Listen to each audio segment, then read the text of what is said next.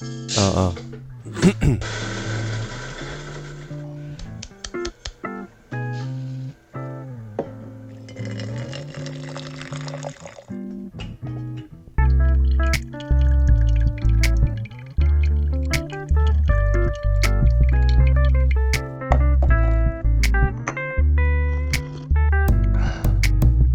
한 주간에 쏟아진 커피 뉴스 속에서 의미 있는 키워드를 뽑아내 얕은 식견을 가진 패널들이 대담하게 이야기해봅니다. 고품격 커피 방송 커피위크 161회 지금 시작합니다.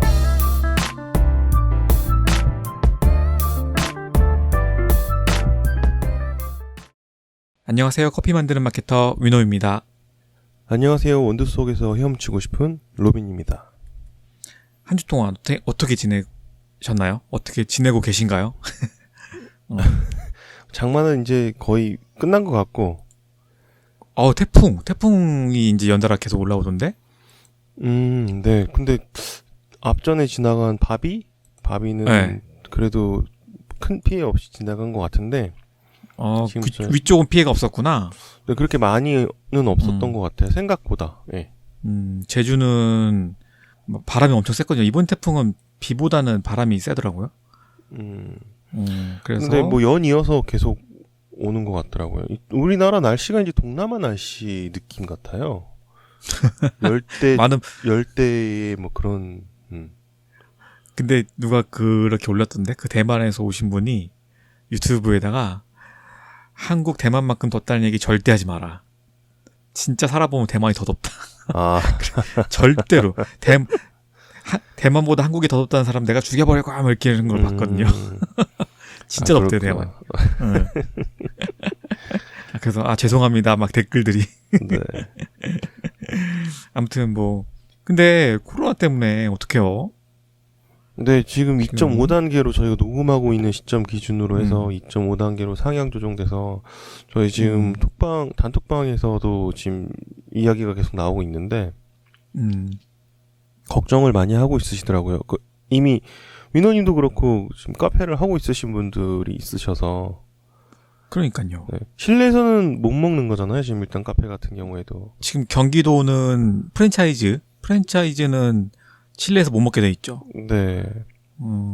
작은 개인 카페는 아직은 허용되고 있나요? 네, 보니까 그런 거 오늘 카페에 다녀오신 분들이 사진 올라온 걸 봤거든요. 그래서 아직은 괜찮은 것 같아요. 제주는 아직 그 정도까지는 아닌데 지금 얼마 전에 삼방산 탄산 온천 알죠? 네, 거기 목사님 부부가 왔다 갔다 하면서 확진자. 거기 700명이 거기서 목욕을 했는데. 그래서 지금 제주가 난리 났어요. 지금 저희 동네에 바로 집 근처에 돈가스 가게가 있거든요. 네. 그분들 중에 한 명이 왔다 갔대요. 그래서 지금 거기 문 닫았어요. 바로 저희 집에서 50m 거리? 그래서 오가다 마주쳤을 수도 있겠네요. 확진자 분들은. 이제 시내까지 저희도 이제 자주 가던 곳인데 제주 이제 관광지가 아닌 이제 시내까지 들어와서 좀 걱정이에요. 이게 마치 이거랑 비교를 하면 안 되겠지만 마치 좀비 영화 같은 그런 느낌이 막 들 때가 있거든요. 가끔씩. 그런 상황이랑 비슷한 것 같아요. 바이러스의 확산이라는 것 자체가 굉장히 무서운 것 같아요. 이게.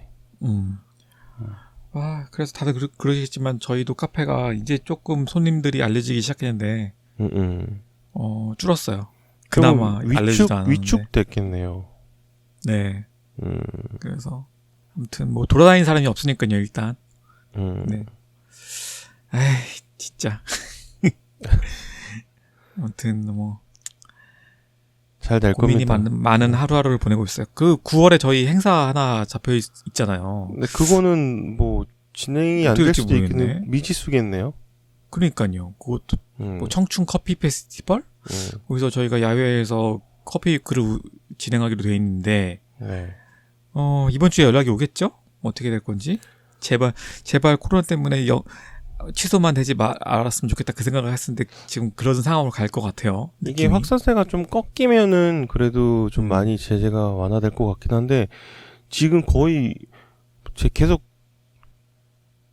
지켜보곤 있지만 이번 주 한 주간만은이라도 집에 제발 있어달라는 그런 간곡한 그러니까. 부탁까지 하시더라고요. 예. 네. 그게 당연한 말이긴 한데 그렇게 되면은 또 경제 자체가 멈춰버리게 되니까 맞아요. 이게 방역 당국과 실질적으로 이제 돈을 벌어야 되는 사람들 입장에서는 조금 어려운 것 같아요. 예. 네. 아무튼 뭐 한 주 일단 정부 쪽에서는 한 주 동안이라도 집에 있어달라고 하니까 그렇게 해야죠. 움직임을 최소화하고 경제 활동도 좀 최소화하고 하면서 뭐 삼성 같은 경우에는 지금 재택근무로 다 전환을 했다고 하시더라고요. 보니까. 자, 저희 이렇게 뭐 힘드신 와중에 저희 커피크 또 재미난 커피 이야기로 좀 응원을 해드리죠. 저희가 해드릴 수 있는 게 이거밖에 없잖아요. 예, 그러면 저희 잠시 광고 듣고 돌아오도록 하겠습니다.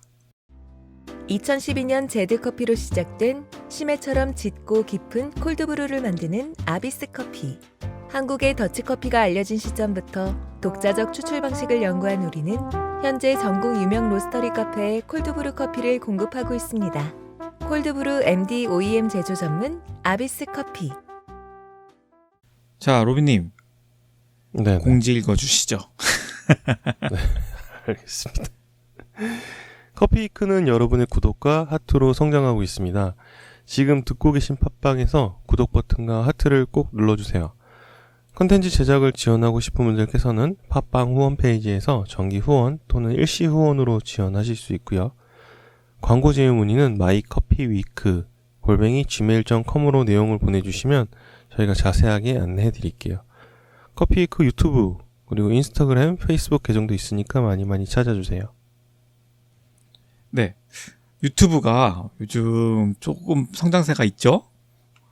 네. 오늘 뭐 급격하게는 아니더라도 꾸준히 지금 성장을 하고 있습니다. 지금 구독자가 208명 정도가. 좀 네. 제 영상 올라가자마자 한두 명 줄길래 뭐지? 망했다 막 이렇게. 싫어하는 분들이 나가셨구나 생각했는데 8명이 됐나 보네요. 아까 네. 제가 확인하기로는 205명이었었는데. 네, 다시 또 세 분이 늘으셔서 208명 정도 되셨고요. 네. 네, 잠깐 소개를 해드리면 저희 커피위크 팟캐스트도 있지만 커피위크 유튜브도 있습니다. 그래서 유튜브에서 커피위크를 검색하시면요. 여기는 팟캐스트랑은 조금 다른 형식으로 채널을 좀 구성해 보고 있어요. 그러니까 아무래도 보는 채널이다 보니까 저희 방송은 또 이렇게 막 저희끼리 만남하는 형태로 돼 있어서 재미가 없잖아요. 보는 걸로 할 경우에. 그래서 저희는 그렇게는 안 하고 각각 방송을 만들어서 올리고 있거든요. 근데 로빈이는 약간 커피 실험실 같은 형태로 해서 뭐 최근에 올라온 거 보면 지금까지 이런 드립은 없었다 해갖고 좀 괴이한 드립을 하는 모습을 보여서 올렸죠? 네, 저는 그냥 예능이라고 보시면 될 것 같아요. 커피 예능, 그렇지. 커피 예능. 커피 예능. 저는 약간 뭐라고 해야 되나? 알뜰신잡. 그쵸. 커피 생활백과에서 저희는 뭐 커피와 관련된 단어들을 하나씩 풀어서 여러분한테 알려드리고 있는 네네. 그런 식으로 하고 있고요. 물론 저희 방송도 이제 녹음본이 올라갑니다. 네. 그래서 지금 또 그래도 프리미어가 있어서 이게 네. 유튜브를 닫아놓고도 들으실 수 있으니까. 그러니까요. 팟빵을 또 설치하고 싶으시지 않은 분들은 또 유튜브에서 들으시는 분들도 있으실 것 같아요. 네. 그렇죠. 자, 여러분 그래서 커피크 유튜브도 좀 구독, 그다음에 알람 설정까지 해주시면 정말 감사할 것 같습니다. 저희 열심히 할게요. 주기를 화요일하고 목요일로 지금 생각하고 있거든요. 지금 아직 거의 확정이긴 한데 제가 이제 이게 루틴하게 좀 돌아가면은 그렇게 할 수 있을 것 같아요. 네. 최대한 맞춰보겠습니다. 네.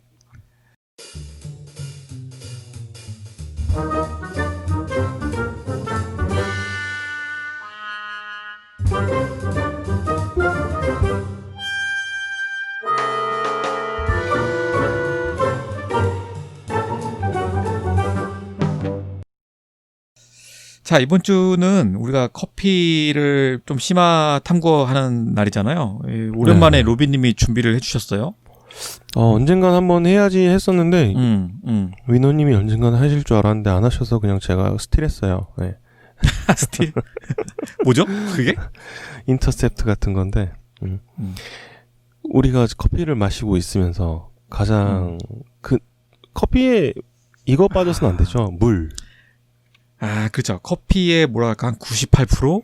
네, 어디서는 뭐 그렇죠. 98%까지로 잡기도 하더라고요. 어디서는 뭐 95% 이상이라고 하기도 하고 여하튼 거의 100까지는 아니더라도 그 용전되어 있는 그 용전물 이외의 모든 것들이 거의 수분이잖아요. 물. 그 바퀴 달린 집 봤어요? 바퀴 달린 집에 보면은 네네. 그 이희원 씨는 네. 커피를 2%만 타더라고요. 네, 엄청 희석해서 먹는 엄청 거죠. 희석해서 보리차처럼. 저도 처음에 커피 마실 때 약간 그랬던 것 같아요. 네. 그거 맛있어요. 2%만 넣어도. 약간 누룽지가 그게 저거랑 비슷하지 않을까요? 커피 다 마시고 밑에 남았을 때 물 타서 먹을 때랑 맛이 비슷할 것 같은데. 보리차 같은. 네, 시원하니. 이게 뭐 기호식품이다 보니까 그 농도는 자기 취향에 맞게. 그래서 오늘은 좀 커피에서 이제 물에 대한 이야기를 좀 해보고 싶은데. 야, 이게 재미없을 수도 있고 뭐 필요한 이야기가 되셨을 수도 될 수도 있을 것 같은데 이게 끝나봐야 할 것 같아요. 위노님의 반응을 좀 보고. 아니 우리가 3년 동안 진행을 하면서 커피 물에 대해서는 우리가 얘기를 해본 적이 별로 없잖아요. 제가 솔직히. 되게 어렵게 생각했었던 것 같아요. 지금 이거 편 준비하면서 쭉 살펴봤는데. 네. 그 뭐 어떤 식으로 진행하시나요 오늘? 네, 그래서 오늘 크게 꼭지를 4개로 잡아봤어요. 이 물에 대해서 에피소드로 일단 하나 시작하고 에피소드 그리고 커피에서 물이 중요한 이유에 대해서 제가 들어갈 거고요.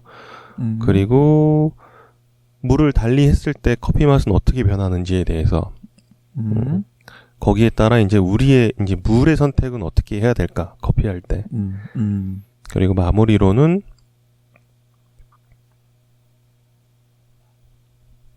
이렇게 가나요? 표시를 해놨는데 네. 이 커피를 위한 물을 DIY를 할 수 있어요. 아, 물을 DIY 한다? 네, 이 하는 방법까지 제가 이렇게 잡아봤는데 이게 기존에 물을 다뤘던 논문이라든지 책자를 보니까 너무 어렵게 설명돼 있고 뭐 읽어보면은 뭐 알 수는 있을 것 같아요. 근데 이렇게 심화적으로 탐구해야 되는 건 맞지만 이거를 커피 위크 모토가 저거잖아요.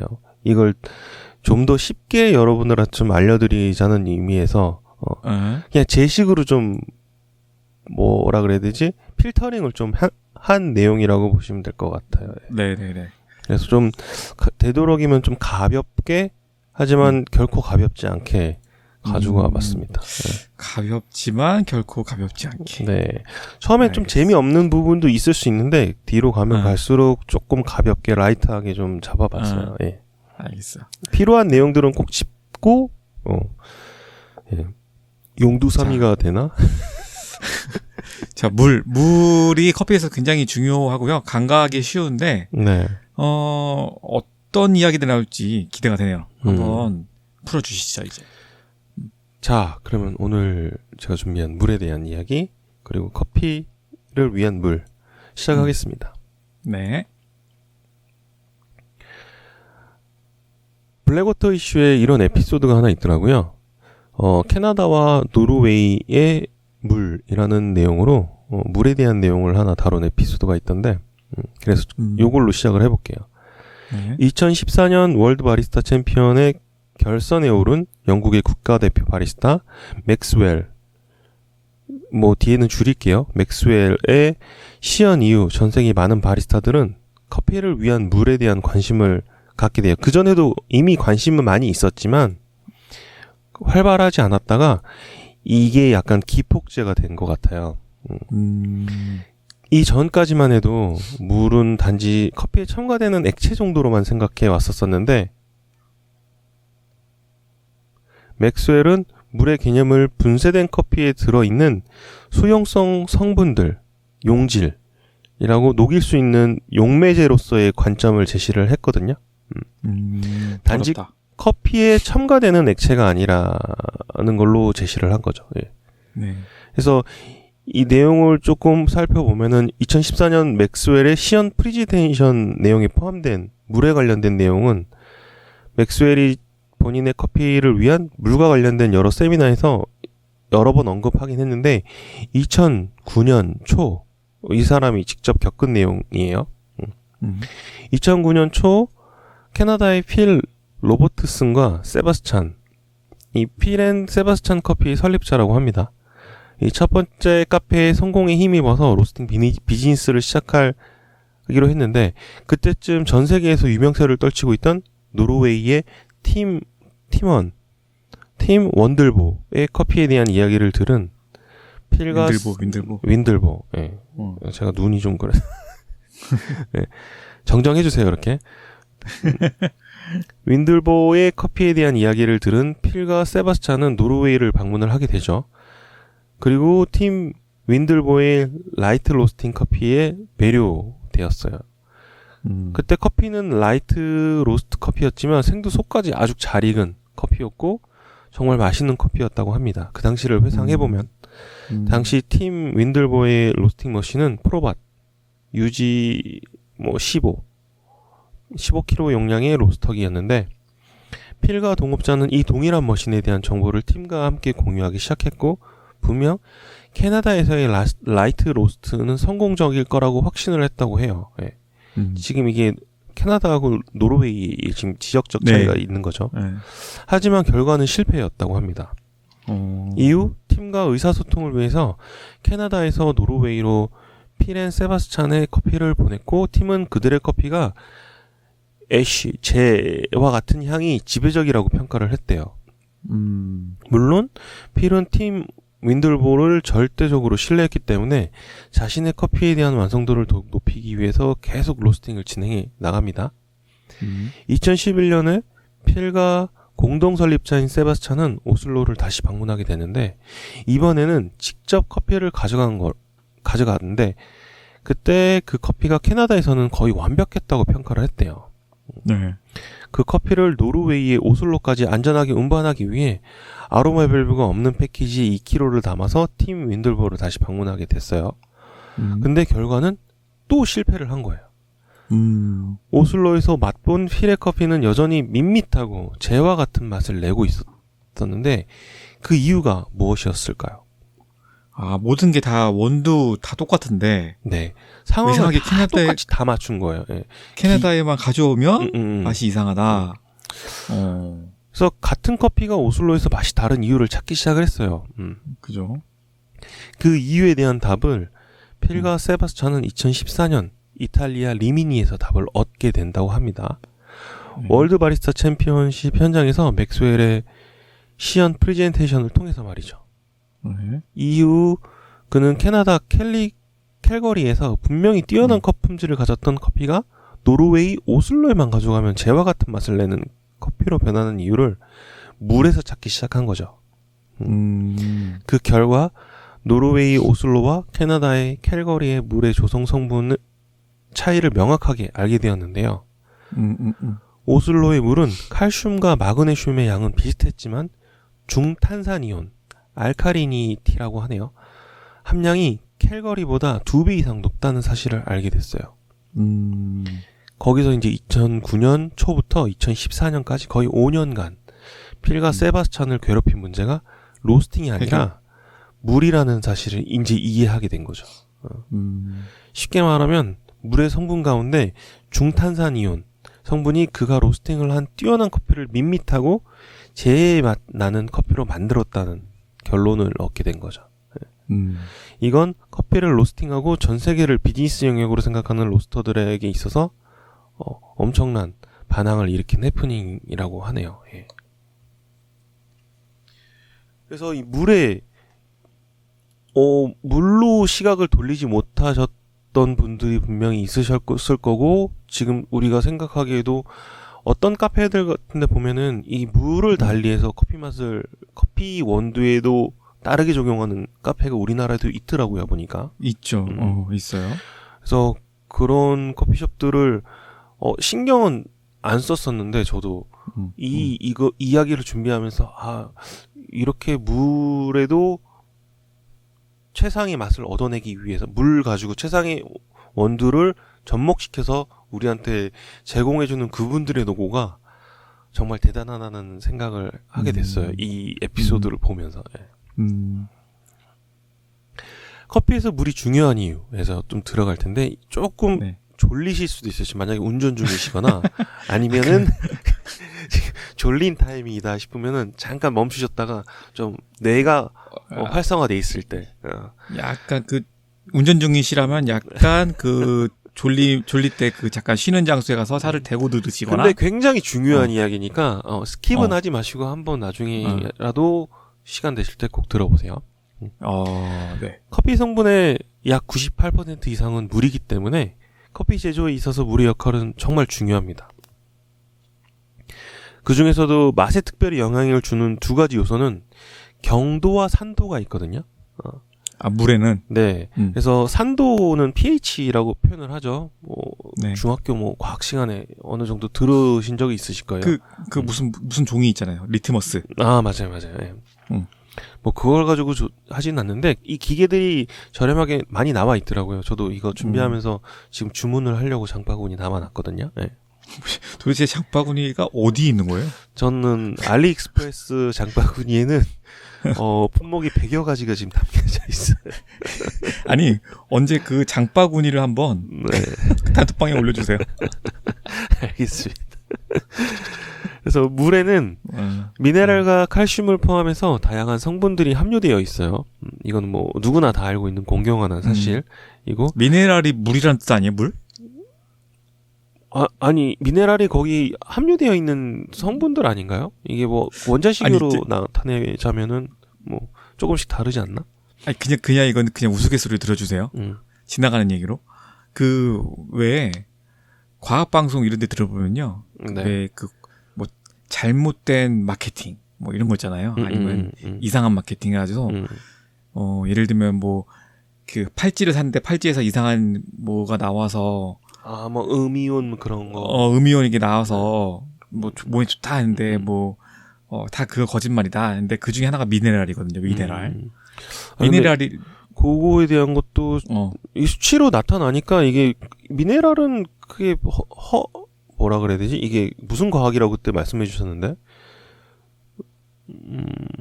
음이온, 게르마늄, 이런 거하고는 조금 다르지 않을까 생각을 해요, 저는.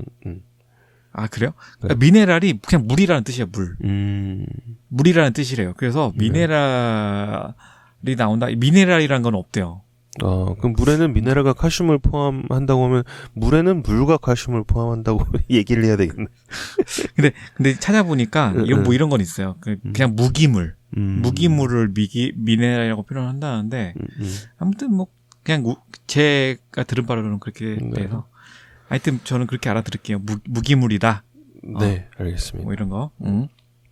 그래서 미네랄과 칼슘을 포함해서 다양한 성분들이 물에 있어요. 이 물 속에 칼륨이 많을수록 경도가 높아진다고 하고요. 이 경도가 높아지는데 거기에 DH 이거를 ppm이라는 단위를 보신 적 있으실 거예요. 네. ppm이라는 단위로 측정되는 경도는 영구 경도와 일시 경도로 나눠져요. 이런 게 있다라고만 그냥 이해하시면 될 것 같아요. 이게 그렇게 중요하다고 생각하진 않거든요, 저는. 네. 그래서 영구 경도는 물속의 염화물, 황산염 등 불용성 물질의 함유량을 뜻하는 반면에 일시 경도는 칼슘, 마그네슘 등의 수용성 물질의 함유량을 의미합니다. 불용성 물질은 가열될 때 스케일 침전물을 형성하지 않기 때문에 커피 제조에 영향을 크게 미치지 않아요. 반면에 칼슘이랑 마그네슘 같은 수용성 물질은 가열될 때 스케일을 형성을 하거든요.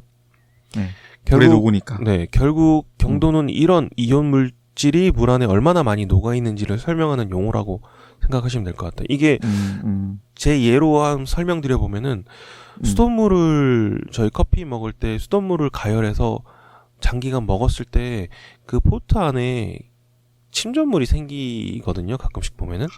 하얗게 끼는 거. 네, 그게 아마 네. 이런 스케일이라고 보시면 될 것 같고, 제가 그 정수기를 사용하고 나서부터는 그게 안 보여요. 네.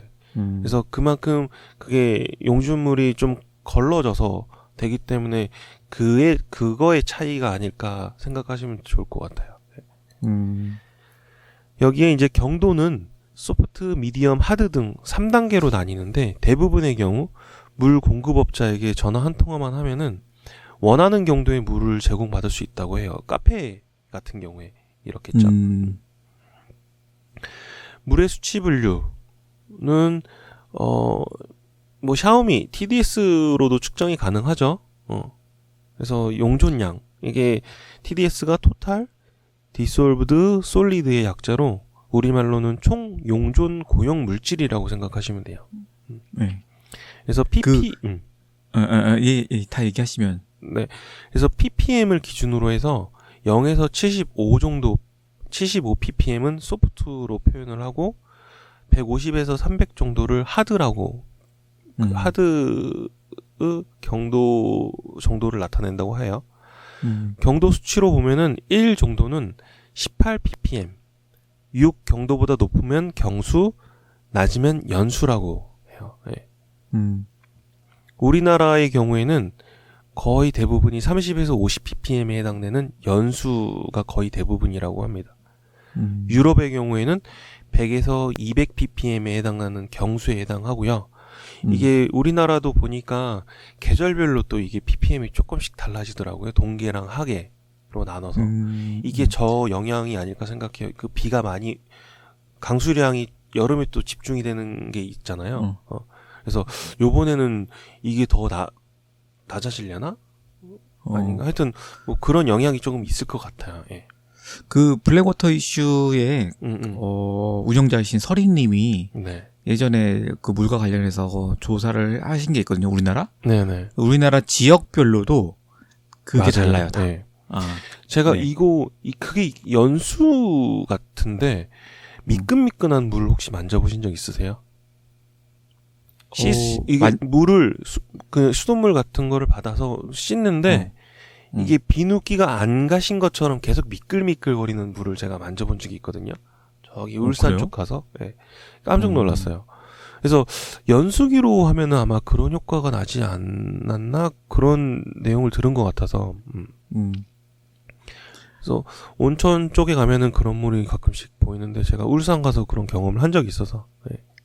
그리고 샤오미 측정기 아까 말씀하셨잖아요. 네네네. 저도 하나 가지고 있는데 네. 이게 그 일반적인 TDS 측정기를 쓰면은 얘가 이렇게 평균 값을 내서 알려주잖아요. 이렇게 띡띡띡 해서. 근데 샤오미 측정기는 얘가 평균 값을 내서 보여준 게 아니라 스팟이죠, 거의. 네. 계속 순간적으로 계속 바뀌더라고요, 변해요. 숫자가. 네. 근데 이게 보니까 막 뜨거울 때는 안에 분자들이 막 움직이니까 숫자가 높게 나왔다가 식으면서 점점 이게 가라앉잖아요. 아, 온도 값에 따라서 제가 측정해보진 않았는데, 일단 차가운 물로 가지고 해봤을 때는, 뭐, 이 정확한 수치라고 할 수는 없지만, 그래, 대략적인 감은, 이 정도 되는구나라고 참고용으로만 쓰고 있거든요. 예. 예전에 그 얘기를 해주셔가지고, 예. 뜨거운 물이든 찬물이든 이렇게 흔들어 놓은 상태에서, 뜨거운 물은 자동으로 흔들어지는 거니까 대류가 일어나서 갖다 대고 있으면 그냥 가만히 있으면 점점 숫자가 줄어들어요. 그래갖고 이건 도대체 어떤 숫자를 내가 가지고 평균값이라고 생각하고 해야 되는 거지? 라는 생각이 들어서 지금은 쓰지 않고 있어요. 샤오미 측정기는. 저는 그냥 간단한 참고용으로 뭐 유튜브 같은 데서는 제가 보여드리진 않지만 그 전에 맛을 설명하기 전에 한번 꽂아보고는 있거든요. 예. 재미있어요. 그냥 여기에는 용존 양이 이렇게 좀 포함이 되어 있구나. 뭐 그런 걸로 참고용으로 활용을 하죠. 네. 자, 염분과 미네랄은 물의 산도를 결정을 해요. 기준 범위는 1, 매우 산성에서 14, 매우 알칼리까지고 6 DH 이하 소프트 경도의 물은 약한 산성인 반면 경도 8 DH 이상의 물은 약한 알칼리성을 띠고 있어요. 커피 제조에 쓰일 물의 산도는 중성에 가까울수록 좋다고 해요. 그래서 경도 7에서 9 DH 사이가 적합하다고 해놨어요. 물의 경도가 낮을수록 산성에 가까워지는데 이 경우에는 신맛이 더 강조되기 때문에 산성 아라비카 품종의 경우에는 문제가 될 수 있어요. 더 셔지니까. 네, 극단적인 경우에는 저 같은 경우에는 문제가 안 되겠죠. 네. 더 호에 가깝게 만들 것 같긴 한데 극단적인 경우에는 커피 크림을 분리시킬 수도 있대요. 이게. 이럴 때는 산성이 낮은 품종으로 바꾸는 게 좋은 선택이 될 수도 있다고 합니다.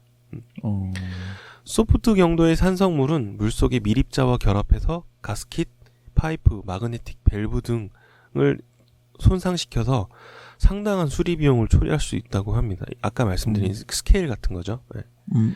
물이 알칼리성이고 경도가 너무 높다면은 커피의 과해량 산미가 죽고 바디감이 결여되고 뿐만 아니라 경수를 사용하면 머신의 칼슘 스케일이 빠르게 축적될 수 있다는 단점이 있어요.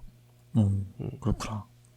요거를 그냥 정리를 해드리면은 연수로 커피를 추출할 때는 산미, 부드러운 마우스필, 추출 커피의 ppm이 108 ppm 이하가 되겠죠. 반면에 플랫한 맛이 날 수도 있어서 이게 단점으로 거론되기도 해요.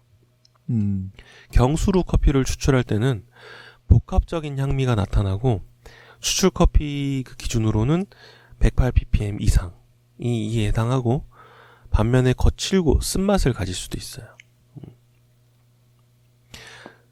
그래서 여기서 이제 스페셜 워터 필터라는 게 이제 제가 말씀드릴 건데 스페셜 워터 필터 이게 일종의 그냥 정수 필터라고 생각하시면 될 것 같아요.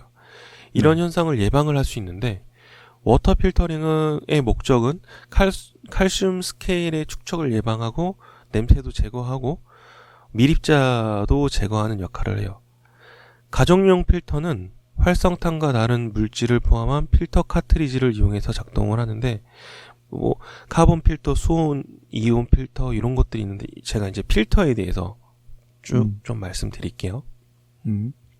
두둥. 아니 분위기 환기가 필요할 것 같아서 지금 졸고 계신 분들이 분명히 있을 것 같아서 카본 블록 필터는 경도에 영향을 주지 않고 잔여, 염소, 침전물, 유기 화학물 등 오염물질을 제거하는 가장 일반적인 필터라고 생각해 주시면 될 것 같아요. 네.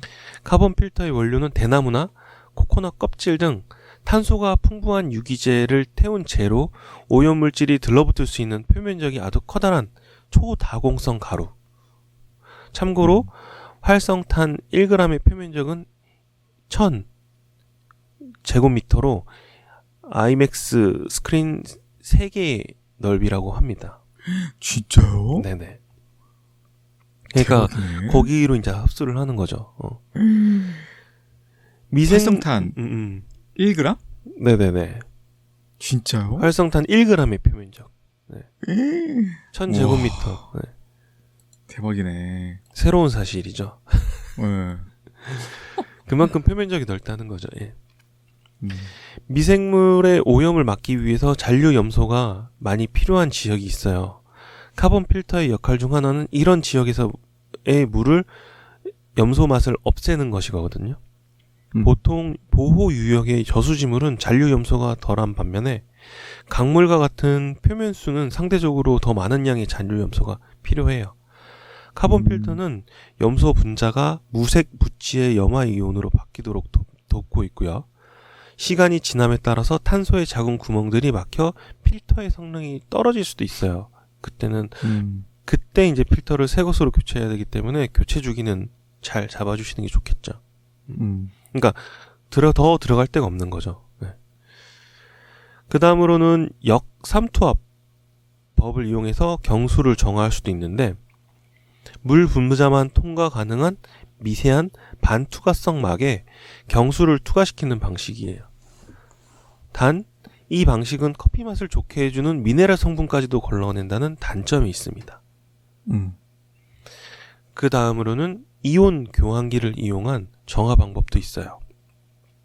이온 교환기는 칼슘, 마그네슘 이온과 화합물을 형성하는 플라스틱 수지를 포함하고 있는데 물의 경도를 평균 7에서 8 DH까지 올리기 위해 바이패스 밸브로 일반 수돗물을 추가해야 되기도 해요. 크기가 작은 가정용 필터에는 작은 필터가 사용되고 다른 가정용 필터와 마찬가지로 보통 4주 단위로 교환을 하는 것이 좋고 그렇지 않으면 미생물이 증식할 수도 있고 맛에 영향을 미치면서 음용하는 데 문제가 생길 수 있어요. 또한 정기적인 석회질 제거도 필요한데 칼슘은 머신의 파츠, 머신의 여러 부품과 접촉할 수밖에 없고 시간이 경과함에 따라 머신의 성능을 저하시킬 수 있기 때문이죠. 커피 제조에 미네랄 워터를 사용해도 괜찮은지에 대한 논란도 꽤 있어요. 비탄산염, 저칼슘 미네랄 워터를 사용해도 된다고 주장하는 사람이 있는 반면에 물속 미네랄에 커피 산미를 악화시킨다고 반대하는 사람도 있어요. 그래서 미네랄 워터의 종류와 구성 성분이 다양하기 때문에 한 가지 절대 규칙이 있다고 말하기에는 좀 어렵고 대부분의 경우에는 미네랄 워터가 너무 소프트하거나 너무 하드하다. 필터 시스템을 이용해서 수돗물의 퀄리티를 향상시킬 수 있다면 애초에 미네랄 워터를 사용할 필요는 없었겠죠. 네. 이제 지루한 부분은 좀 끝났고 네. 두 번째 단락으로 넘어가서 두둥 그 물을 달리했을 때 이제 커피 맛이 어떻게 변하는지에 대해서 제가 좀 알려드리려고 해요. 네. 혹시 물을 달리해서 커피 맛의 변화를 혹시 잡아보신 적 있으세요, 위너님은? 최근에는 없고 예전에 한참 커피 배울 때 물을 여러 가지를 놓고서 거기에다 커피는 같게 하고 해서 테스트를 해본 적이 있었어요. 그 옛날에 큐그레이더 공부했을 때 네, 테스트를 해본 적이 있어요. 큐그레이더 가지고 있으세요? 아니요. 없는데 네. 그 교육과정 중 일부를 제가 배워본 적이 있어요. 재미있는 경험을 하셨겠네요. 예. 네, 재밌었어요. 네.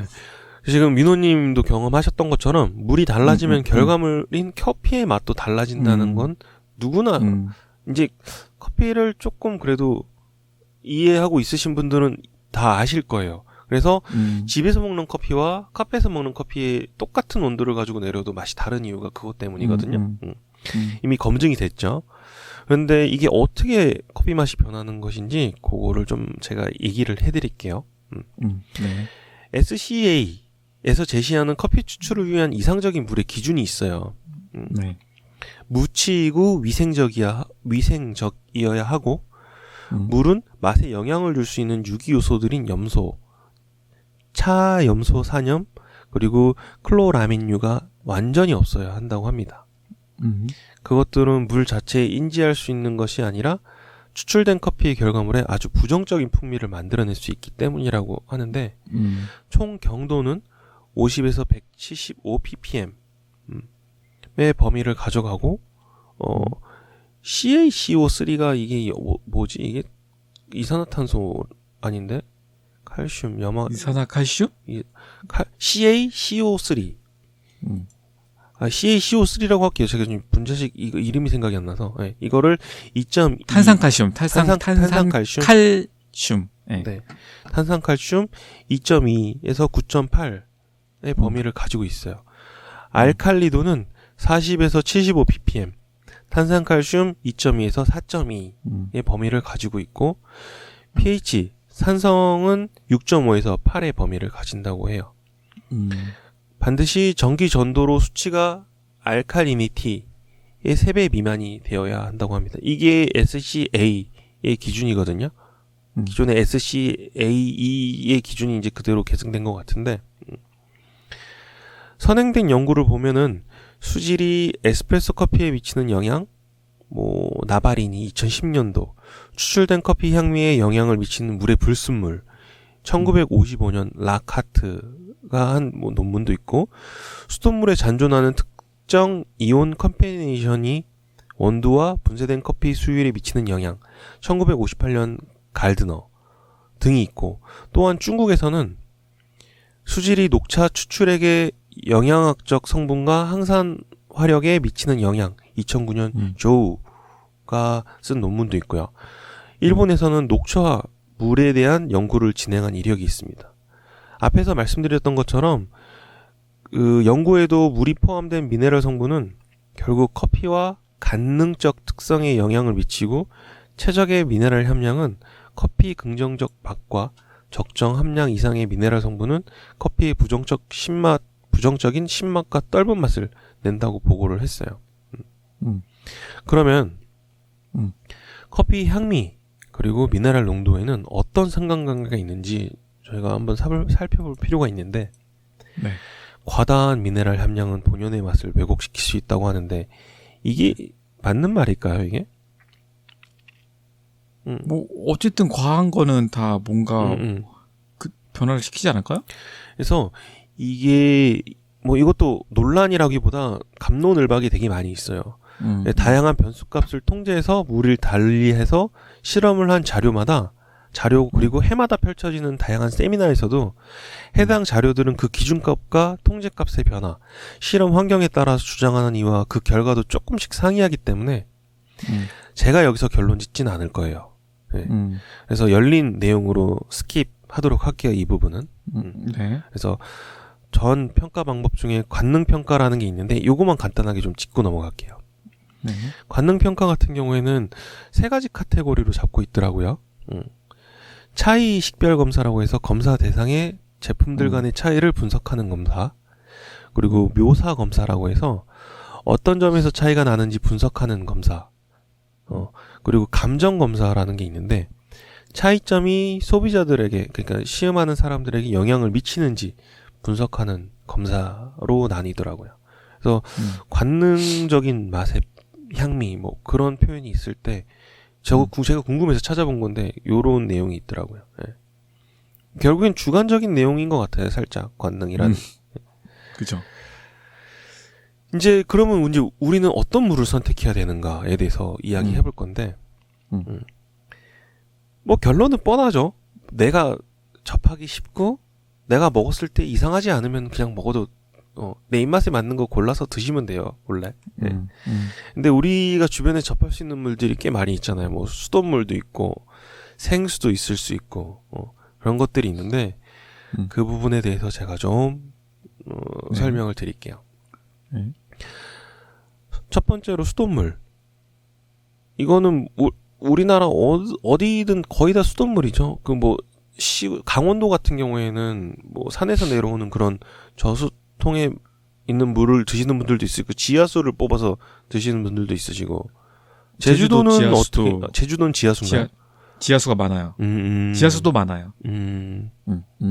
하긴 뭐 제주도 하면 물이 많으니까 삼다수. 근데 의외로 물이 귀한 곳이에요, 제주도가. 아, 그래요?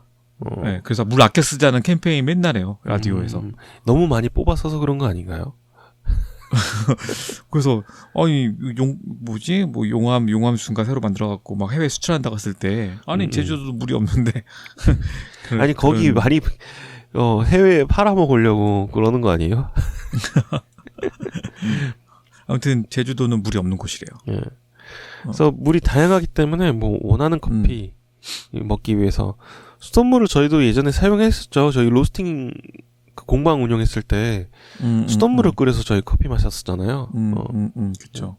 그때 좀 스케일이 많이 생겼었어요, 포트에. 아직도 기억이 나는데 국가별 지역별로 가장 큰 차이를 보이고 있는 것 중에 하나가 바로 또 수돗물이에요.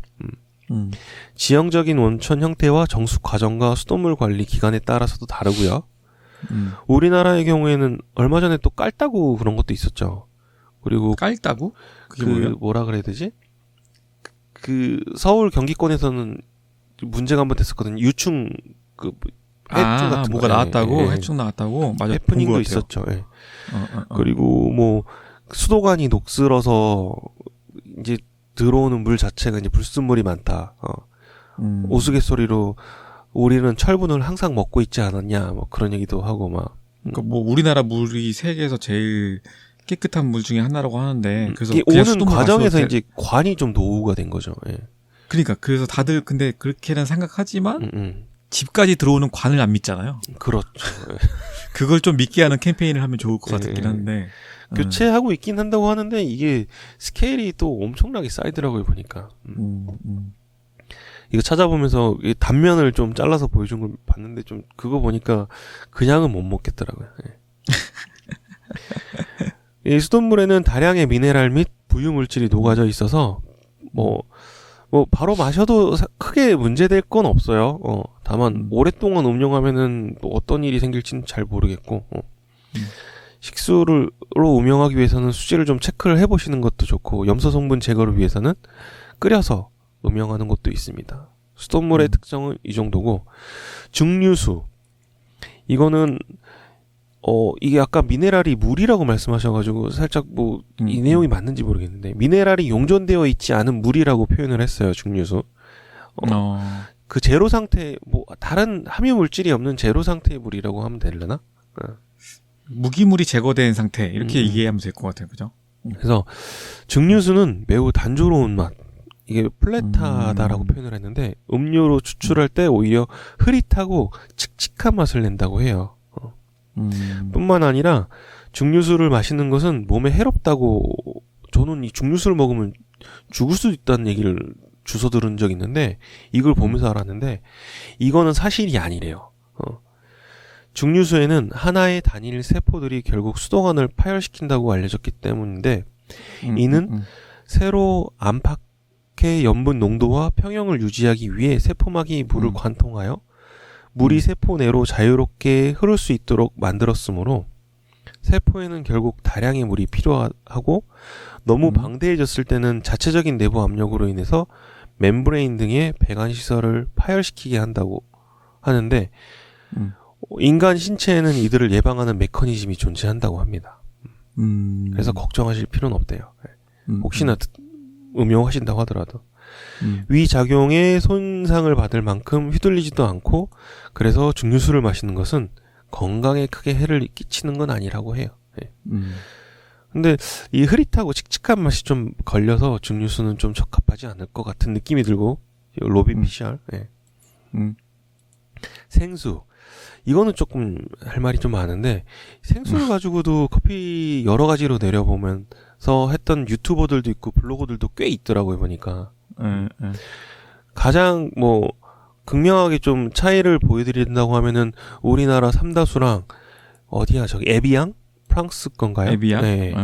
그거랑 비교해서 미네랄이 녹아져 있는 그런 용존물에 따라서 커피 맛이 달라지는 걸 구교로 이렇게 비교하신 분들이 꽤 있어요. 그래서 맛으로 비교를 만약에 하자면은 증류수보다는 생수가 커피 결과물을 만들어낼 수 있을 때 좋은 커피 맛을 낼 수 있다고 해요. 예. 라벨을 확인해 보면은 칼슘, 마그네슘, 나트륨, 칼륨 등의 포함 용존물을 확인 가능한데 나중에 스케일이 끼는 거는 뭐 나중 문제고 단 미네랄 자체의 맛이 음료의 맛을 제압하지 않도록 조정하는 것이 좀 필요하다고 해요. 이게 어떤 게 있냐면은 제가 예전에 강원도 쪽 놀러 갔을 때 저런 게 있더라고요. 오색 약수?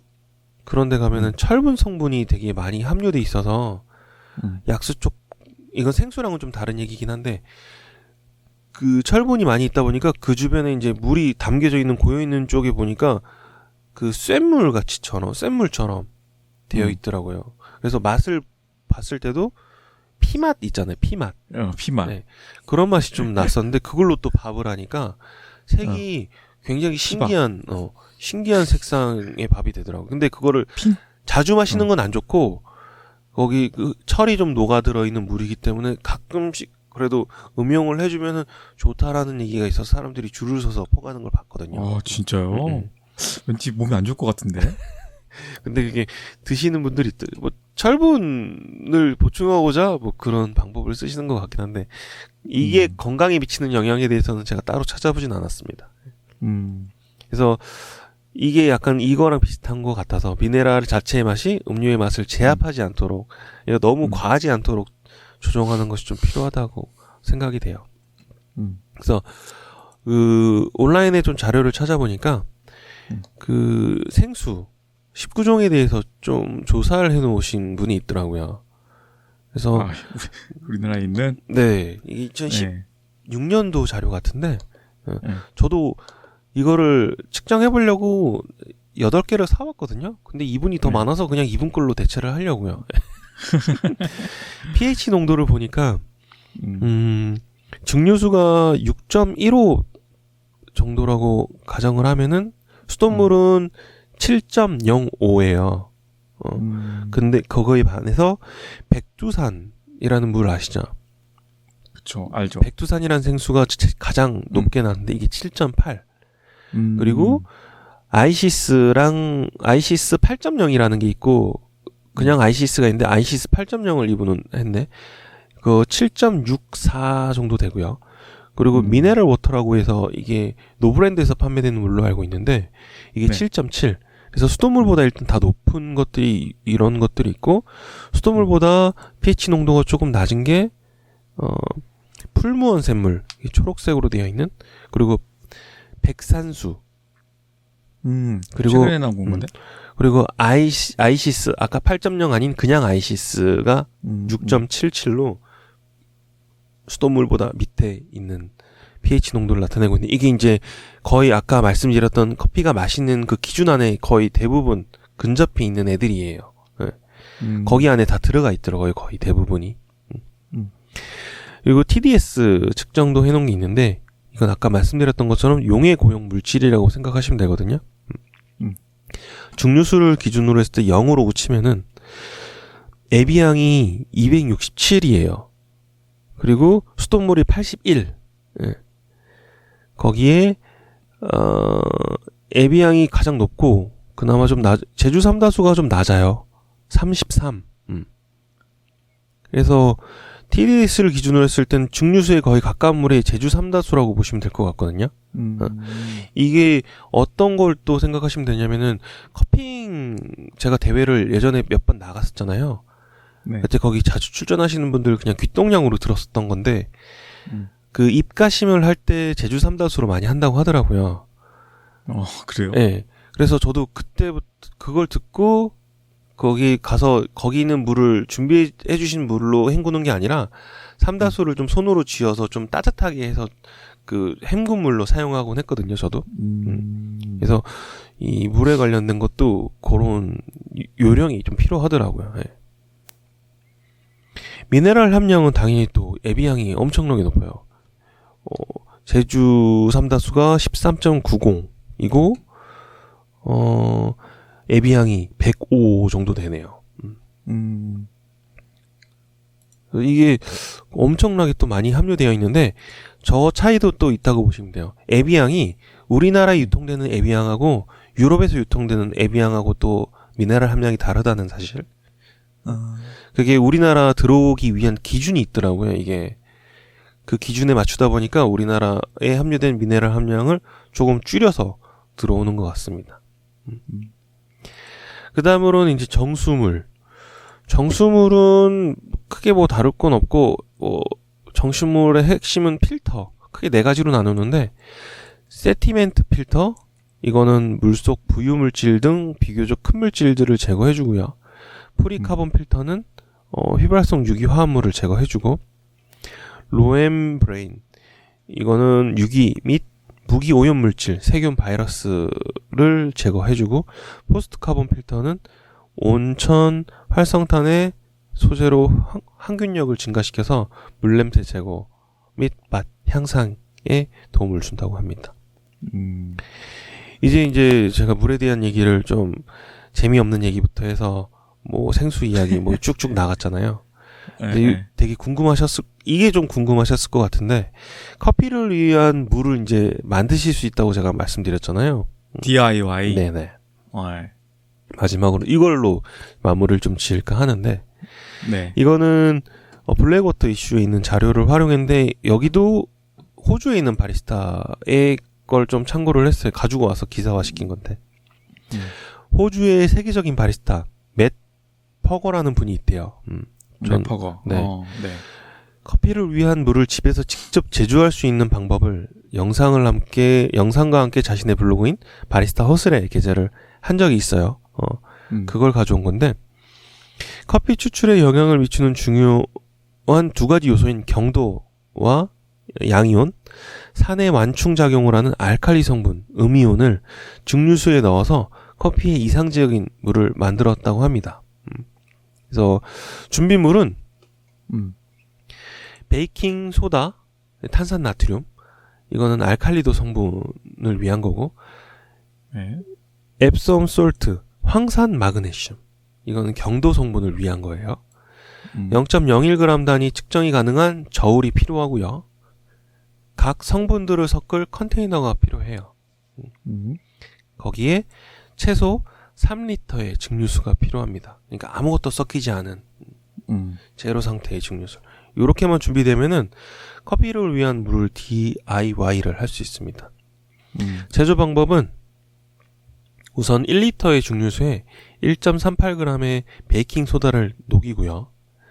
이는 알칼리도 성분, 즉 물의 pH 완충 작용을 담당할 완충액 역할을 한다고 해요. 두 번째로 앱솜 솔트, 황산 마그네슘 10.14g을 증류수 1리터에 녹이고, 이는 물의 경도 성분인 마그네슘을 농축한 물로 커피의 향미를 끌어내는 역할을 담당한다고 해요. 이 제조한 각 물에 라벨을 붙여서 따로 보관을 해놓고, 여기서 총 경도의 원천으로 마그네슘을 사용하는 이유는 칼슘, 마그네슘 가운데서 우리가 슈퍼마켓에서 쉽게 얻을 수 있는 재료를 사용했다고 하네요. 이거는 또 호주 상황인데 우리나라에서 쉽게 얻을 수 있는 경도 성분을 사용하시면 좋겠죠. 뭐 마그네슘을 구하기 쉽다면은 마그네슘을 구하셔도 되고, 위와 같은 경도 성분으로 사용할 물과 알칼리도 성분으로 사용할 물을 제조한 후에 커피를 위한 이상적인 물의 다양한 레시피를 실제로도 여러분이 만들 수 있어요. 이게 더 자세한 내용은 DIY Water for Coffee Brewing이라고 검색하시면은 바리스타 허슬이라는 유튜브 채널에서 이분이 공개한 영상이 있거든요.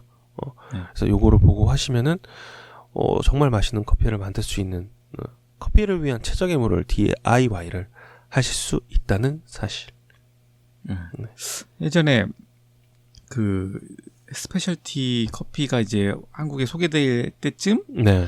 이제 큐그레이더 자격증도 알려지면서 이제 1세대들이라고 표현했잖아요. 이전에 그분들이 네. 이제 물에 대해서 알게 되니까 그걸 봤어요. 드립커피 전문점인데 물에다가 지금 말씀하신 것처럼 그렇게 가루를 살짝 해서 실제 경도와 뭐라고 했죠? 그런 성분을 맞춰서 최적의 커피를 맛을 낼 수 있는 물을 제조하는 거를 받고, 직접 보셨구나. 네, 받고 그걸 카페에서 사용하시는 분도 봤거든요. 그래서 와, 대단한 정성이다, 진짜 물까지 이렇게 생각했던 기억이 나는데 그거 아세요? 우리나라에 물 카페가 있었어요, 옛날에. 지금은 아마 없어진 걸로 알고 있는데 생수를 판매하는 카페가 있었어요. 물의 맛, 우리가 소믈리에. 예, 워터 소믈리에도 있죠. 예, 워터 소믈리에 있잖아요. 네. 대회도 있어요, 이게 또. 아, 그래요? 네. 그래서 그 물카페가 있어가지고 다양한 물을 판매하는 거를 카페가 있었거든요. 직접 마실 수도 있고, 앉아서. 그때 이제 제가 인터뷰를 그 워터 소믈리에 분이랑 한 적이 한 번 있는데, 여러 가지 물들을 보여주시더라고요. 그 중에서 되게 인상 깊었던 게, 페리스 힐튼이 즐겨 마시는 그 물이 있어요. 어떤 거예요? 그 예쁘게 생긴 물이 있어요. 이렇게 역삼각형으로 생겨가지고 얄쌍하게 생긴 게 있는데, 페리스 힐튼이 마시는 물로 유명한 건데, 이게 500ml 한 병에 18만원? 짜리. 향수 마시는 건 아니죠? 뭐 빙하수인가? 뭐 이런 걸로. 이게 일단 하는데, 만들기 힘든 물이네요. 예. 어디서 가져와도 힘든 물이네. 최근에 그래서 그거 제가 그 스튜디오에 하나 빌려가지고 네, 우리나라에서 구하기 힘든 물이니까 여러 가지 물을 좀 빌려서 제가 그 스튜디오에서 그걸 조심조심 촬영하고 다시 돌려줬던 기억이 나는데 지금 찾아보니까 뭐 18만 원짜리 물은 물도 아니었어요. 더 비싼 게 또 있나요? 보니까 뭐 500ml에 1억짜리 물도 있고 막 그래요. 해양 뭐 수천 미터 밑에서 뽑은 심층수로 만든 물, 뭐 수백만 년 동안 북극 빙하의 속에서 있었던 걸로 만든 물, 금으로 그 겉에가 다 장식이 도배된 물, 뭐 이런 것들. 그러니까 그 빙하 속에 있는 게 아마 용존되어 있는 것들이 되게 많을 것 같은데 그게. 그러니까. 그래서 그렇게 다양한 물들이 있더라. 물론 그게 다 커피를 만든다고 해서 맛있는 물은 아니겠지만 물도 어마어마하더라고요. 네. 제가 또 모르는 분야 그쪽은 신기했어요. 그래서 이게 아까도 말씀드렸던 것처럼 음. 그 에비앙으로 핸드드립을 한번 해 드셔보시고 그냥 우리나라 삼다수하고 그 두 개만 비교해 보셔도 저도 뭐 이걸 영상으로 찍진 않았는데 나중에 이제 제대로 찍어서 편집을 해서 보여드리긴 할 건데 맛이 틀리더라고요. 제가 이거 준비하면서 내려 먹어봤거든요. 네. 맛 자체가 정말 달라요. 재밌겠네요. 그래서 만약에 극과 극을 좀 비교해보고 싶으시면 아까 말씀드렸던 것처럼 에비앙하고 삼다수만 비교해보셔도 핸드드립 해보시면은 정말 물에 따라서도 같은 온도로 내렸을 때 맛이 이렇게 달라지는구나 하시는 걸 느낄 수 있으실 거예요. 그리고 조금 더 디테일하게 비교해보실 거면 입안에서 좀 많이 굴려보세요. 이렇게 조금씩 머금고 그러면은 이 표면적이 닿을 때마다 좀 다른 느낌이 나는 부분이 있거든요. 네. 그러면은 조금 더 뭐 바디감이라든지 뭐 이런 디테일한 부분까지 더 살피실 수 있겠죠. 그래요. 오늘 물에 대해서 재밌었어요. 네. 좀 되게 어려운 내용들이 굉장히 많고 긴데 이거를 1시간 안에 좀 녹여내려다 보니까 제가 이렇게 하면은 좀 그래도 어느 정도 전달이 되지 않을까 해서 좀 함축시켜 봤는데 괜찮았나요? 네. 제가 오늘 말씀하신 내용을 5분짜리로 압축해서 제 유튜브에 예. 유튜브에 네. 물에 대해서 더 좋죠. 그러면. 한번 얘기를 자세한 이렇게. 내용은 이 팟빵에서 확인하시고 함축된 내용은 유튜브에서 확인하시면 좋을 것 같습니다. 네. 자, 오늘 방송 준비하시느라고 고생하셨고요. 네네. 네. 이런 명언으로 제가 마무리를 할게요. 성공해라. 성공하면 네 개소리도 명언이다. 제가 오늘 개소리 한 건 아니죠? 농담이에요. 절대 오해하지 마세요. 네네네. 아니, 오늘 재밌는 나 혼자 산다를 보는데, 헨리가 그림을 그렸는데, 그게 그냥 막 대충 그린 건데, 그거를 합성을 해가지고, 전시관? 네, 걸어놨는데, 그게 진짜 그럴 때 보이는 거예요. 그래서, 저게, 프레임에 따라서, 어디에 걸리냐에 따라서 가치가 달라져 보이는구나. 맞아. 그 생각이 들었어요. 그래서 지금 내가 하는 그 말의 힘이 적을지 몰라도, 내가 성공하면, 그 성공이라는 프레임 속에서의 그 말 한마디의 가치는, 크다. 네네. 라는 거를 얘기를 하고 싶었어요. 자, 오늘은 여기까지 하고요. 저희는 다음 주에 더 재밌는 이야기로 찾아오도록 하겠습니다. 네, 다음 주에 뵙겠습니다. 네.